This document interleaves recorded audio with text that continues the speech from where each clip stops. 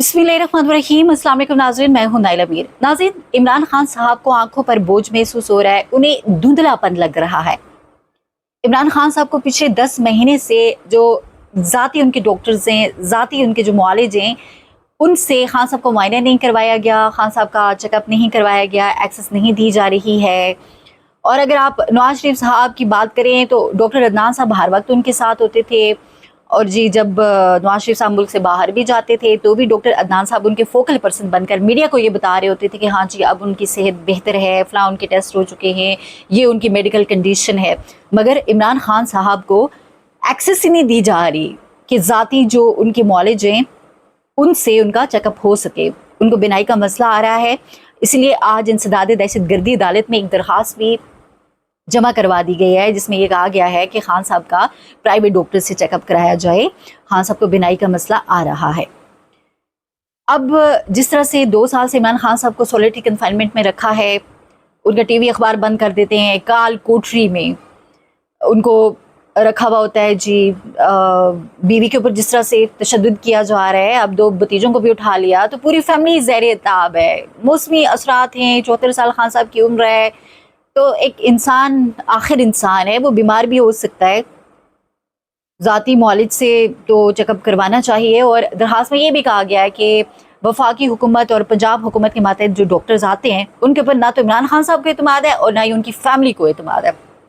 Superintendent Adiala jail को अदालत ये हुक्म जारी करे कि वो मेडिकल बोर्ड में जो खान साहब के प्राइवेट डॉक्टर्स हैं जिनके ऊपर हम एतमाद करते, उनको भी शामिल करे। तो जी, ये दरखास्त जो है ये इंसदाद दहशत गर्दी अदालत में दे दी गई है। और इंसदाद दहशत गर्दी अदालत के जज अमजद अली शाह ने इसके ऊपर समाअत भी की है और अडयाला जेल के सुपरिटेंडेंट को और हुकूमत को नोटिस जारी करते हुए 29 अगस्त को जवाब भी तलब कर लिया है।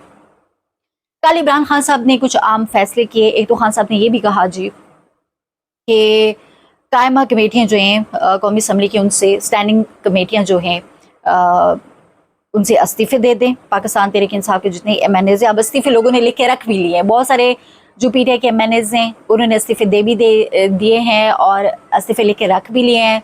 स्पीकर को जमा करवाने वो जा रहे हैं। खान साहब ने उमर अयूब, शिबली फराज, उनको चूँकि कन्विक्शन है 10 साल के नुमे के केसेस में और पेशावर हाई कोर्ट में उनका केस अभी पड़ा भी हुआ है, तो अगर सज़ा बरकरार रहती है तो ऐसी सूरत हाल में जो इस्टेब्लिशमेंट को किसी सूरत भी काबिल कबूल नहीं है। 2 आम फैसले, इंतहाई आम फैसले कि अपोजिशन लीडर कौमी असम्बली में महमूद खान अजगज़ई और सेनेट में अल्लामा राजा नासिर अब्बास को खान साहब ने नामजद किया है। ये बहुत बड़ी बात है और भाई ये बात हजम नहीं होनी। हो सकता है कि उमर अयूब और शिबली फराज को ही बहाल कर दिया जाए। लेट्स सी क्या होता है, इसमें हम देखते हैं। फिर इमरान खान साहब ने अली बिन गंडापुर के हवाले से ये कहा है कि उन्होंने बजट पेश भी कर दिया, मंजूर भी कर दिया, मुझसे मुशावरत नहीं की। जो लोग उस वक्त उनका दिफा कर रहे थे, आज वो लोग कहाँ खड़े हैं? और खान साहब ने कहा है कि सुप्रीम कोर्ट से रुजू करें, हर फोरम पे जाएं, मुझसे मुलाकात के लिए कोशिश करें और आएँ। ज़रा कोशिश करने से ही आपकी मुलाकात होगी ना। बहनें जाती हैं, पूरा दिन ज़लील होती हैं अडयाला के बाहर, कहीं कभी एक नाके पे रोक दिया जाता है, कभी जाके चक्री उतार दिया जाता है, लेकिन वो फिर भी जाती हैं और फिर मुलाकात होती है। और कल आपने देखा कि 5 घंटे मुलाकात हुई। तो कोशिश करनी पड़ती है, ऐसे तो नहीं होता खुद से फैसले आप करते रहेंगे और चीज़ें होती रहेंगी। तो खान साहब ने कहा कि भाई अमन व अमान, सूबे की गवर्नेंस और आम उमूर के ऊपर मुझे आपको ब्रीफिंग देनी है, आप मेरे पास आएँ।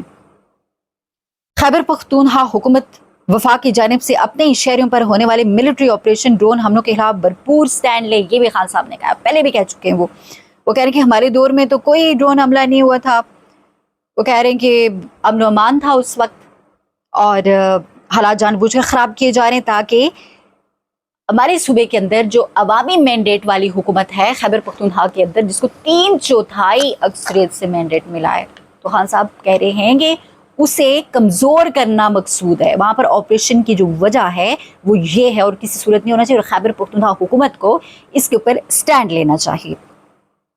फिर उन्होंने ये भी कहा कि मुझसे मुआफ़ी का मुतालबा करने वाले, मुझसे जो मुझे कह रहे हैं कि मुआफ़ी मांगे, تو خان صاحب نے کہا کہ مجھ سے معافی مانگو. وہ کہہ رہے ہیں مجھ سے معافی مانگو بھائی. وہ کہہ رہے ہیں کہ ملک میں کوئی ہائیبرڈ سسٹم نہیں ہے, ڈکٹیٹرشپ ہے, اور انہوں نے آرمی چیف عاصم منیر کا کوئی 50 بار نام لے کے, ویسے جگرا ہے بندے کا. اڈیالہ جیل کی قیدی نمبر 804.